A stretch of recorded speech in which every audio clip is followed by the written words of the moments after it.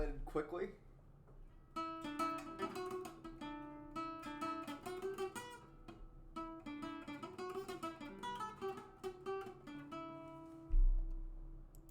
I feel like anybody who watched that game did not expect that third period to go that way. But anyway, Bruins fans, it is not knocking it out!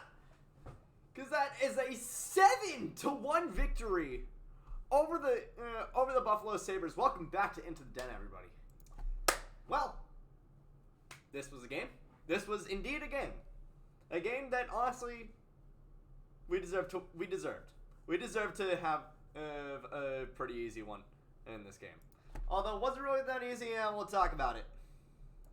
Today just starts off big and then keeps snowballing into other big things. We get the Tyler Bertuzzi trade, a trade that we didn't really need to make, but whatever. He's on our roster now. He is on our roster, but not for tonight. But he will be wearing number 59 for the Bruins. Then we have Pastrnak re-signing, and whoo boy, he had himself a game this tonight. It wasn't all great. It wasn't all terrible. And then there's the objective for tonight: win. Not just win, because we're already on an 8-game winning streak, and it's fun to keep winning. Now, if we win tonight, or at least get a single point, we break the NHL record for fastest team to 100 points. And lo and behold, we did that. In 61 games, we have accrued 101 points on a 48-8-5 record, and that is just incredible. So Bertuzzi's not in the roster for tonight. Who is? Jacob Lauko. And honestly, Jacob Lauko had a pretty good game tonight. In fact, pretty much the entire roster had an honestly really good game tonight. The only bad parts, or rather, not really bad, but subpar parts that I could really say were Brad Marchand and Tomáš Nosek, and I mean, yeah, one of them was on the fourth line, so you kind of expect not that great of a game, so you kind of expect not that much, and the other, I mean, yeah, it's Brad Marchand, but at the same time, Marchand didn't complete the game. Marchand got pulled in the second period because he got injured after an Ilya Babushkin shove. It was now he got the main thing that got hit on that boarding that wasn't called was his head, but he left the game with a lower body injury. So it's likely that Babushkin hit either A was not the catalyst, or B it was something where like we think that it's something real. We think that it hurt one thing, but in reality it hurt another thing. But we go into the game with a. This is also the first time that that TD Garden gets a look at Dmitry Orlov and Garnet Hathaway. Before we start, like, comment, and subscribe, please. Really helps out with the algorithm. I've been learning that one from low quality Bruins fan. And anyway, puck drops, and almost immediately you get a very audible "Let's go Bruins" chant. Always fantastic to hear. And I mean, yeah, on that West Coast trip, we definitely heard a lot of "Let's go Bruins" chants, especially in Vancouver. But honestly, it's just fun to hear it coming from TD Garden, and it feels alive. This TD Garden squad absolutely feels so much different than it had been. It feels energized. But despite the energy from the crowd, it takes a little bit for both teams to get to start up. I mean, and the Bruins have a few really good shifts in the bottom six. Specifically, I think it's Greer, Coyle, and Frederick that were on the third line together, and they played fantastic together. Honestly, this is the most complete the roster has looked all season. Actually, no. The Leafs game where Grizzlick scored the game-winning goal with a minute and 10 left. That was probably the most complete the Bruins have looked all season. This is a top 5. Not top 5 in most fun. Not top 5 in greatest. Top 5 in the Bruins are absolutely playing up to their potential. And honestly, this was, for the most part, a really, really good goalie battle between Jeremy Swayman and Ukko-Pekka Luukkonen. God, that's such a fun name to say. But yeah, Ukko-Pekka Luukkonen had a fantastic game tonight, making pretty much every single kick save that Swayman needed to make. They definitely went 1 for 1 on in this one, and honestly, even as a Bruins fan, it's nice to see that Buffalo at least has some sort of competent goaltending. Not really fun when everything is a massive blowout. I say that doing a video for a game that the Sabres lost 7-1. Cheapers.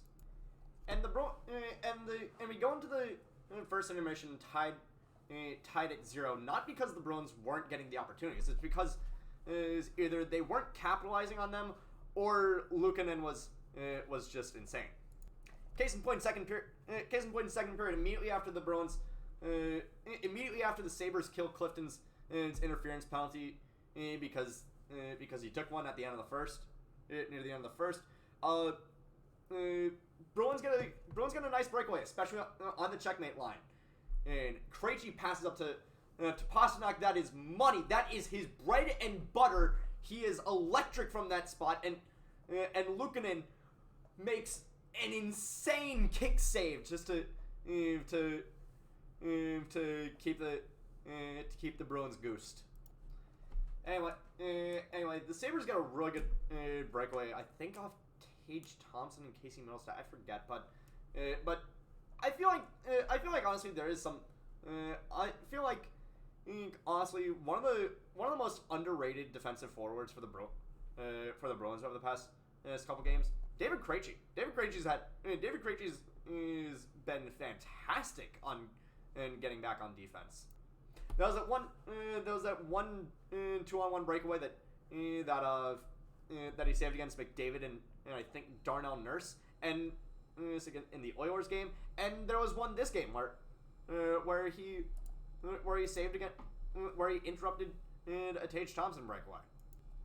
Anyway, a little bit later, Kyle Okposo ends up going to the box for some roughing after we get into a little bit of shenaniganery after the whistle, and the Bruins' 8th ranked power play against the second worst penalty kill in the entire league. Bruins put up 5 shots, 0 goals. 5 shots, 0 goal. Oh god! But not long after that penalty dies, the Bruins and Sabres end up on a 4-on-4 because of some wrestling between Brad Marchand and Peyton Krebs, and they high stick each other. They both end up on the ground. Marchand ends up without his helmet. They both end up going for high sticking. So it's 2 minutes of 4-on-4. At least it would be until Pastrnak tries to show off with his fancy new $11.25 million a year contract. Tries to dangle and get the puck behind Luukkonen, and Luukkonen trips him on the way there. So even though Luukkonen ends up being credited with the penalty, Casey Middlestat ends up going to the box. It's a minute 24 of 4-on-3. Bruins end up playing really well in the 4-on-3. And immediately after the offsetting penalties end, and Orlov and Lindholm pass a little bit, and Orlov with an absolute piss missile right past Luukkonen to finally break open the floodgates for the Bruins. It's 1-0. and then less than 90 seconds later, the Bruins try and get into the offensive zone. They're struggling, and they pretty much make a play out of nothing. Carlo with the puck fires it on net. Luukkonen makes the save, but he's out of position for the rebound, which Jacob Lauko takes and chips up into the net. It's 2-0 Bruins. And honestly, good for Jacob Lauko. There was speculation that he was going to get moved at the deadline. There was speculation that he wanted a shot with another team. Honestly, I'm a little bit surprised that he didn't get moved. Honestly, I could have seen him. Going to Detroit in that Tyler Bertuzzi deal. But at the same time, I don't know who the Bruins would have wanted to call up on such short notice. Alternatively, Bruins could have, if the Bruins gave up Lauko, they could have also ran this game with 11 forward, 7 defensemen, and play everybody. We probably still would have won. Anyway, into the third period we go, and my God, here's where the fun stuff happens. I mean, first of all, we get the bad news over the intermission that Brad Marchand is out for the rest of the game with a lower body injury. Rip in peace. Carlo ends up going for cross-checking, I think, on Casey Middlestat, and an absolutely fantastic penalty kill from the Bruins. This was honestly a fantastic. This was one of the best penalty kills I've seen them do lately. Even if there's a better one later on in this very game. A little bit later on, the checkmate line does their checkmate thing. Pasternak with a really good defensive move. Puck is on its way out of the zone, but he stops it and dekes past someone. He forechecks it up to David Krejci, who's right up the middle. And Krejci, this is where some people would take the shot, but Krejci just backhands it to Pavel Zacha, who's wide open, and there's no way that there's pretty much no way that UPL is going to get to that shot. It's 3-0 Bruins. Much later on, it's crazy the fact that 4 goals were scored in the last 5 minutes 15 seconds of this game. It's hilarious because Buffalo pulls Ukko-Pekka Luukkonen and with more than 5 minutes left, and Krejci lofts it. I don't know where this is going, by the way. And Tage Thompson, the 6'7" giant that he is, tries to bat it out of the air with his hand. And where does it go? Right onto David Pasternak's stick.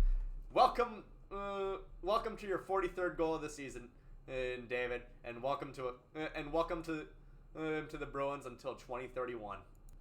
Very shortly after, however, Buffalo ends up with their one goal of the game. And Casey Middlestat, right at the middle, he fires it on, and Swayman is just a little bit too slow for it. It's a save that you ideally would want him to have, but at the same time, the rest of the team played so well that honestly, sure, have it. I know it's not really the best thing, but sure, take it. Take the money and run, boys. Anyway, during the Ford F-150 Final 5, the Bruins end up shorthanded thanks to Tomasz Nosek going for tripping, and it ends up being a 6-on-4 because the Sabres smartly decide to pull Luukkonen again and to give themselves a 2-man advantage on this one. And unfortunately, 2-man advantage only works if you can keep the puck. Okay. Because Bergeron against the board, he's being bullied. I forget by who. I think JJ Peterka.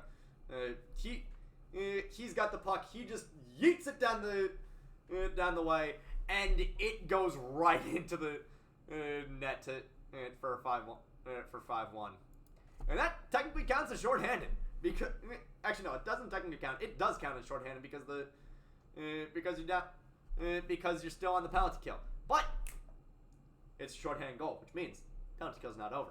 Bruins end up with the puck again, and this time they capitalize hard on Buffalo making a bad defensive move, and Hathaway forechecks it up to frickin' who is it? Up to Clifton, and Clifton just chips it up and in for 6-1.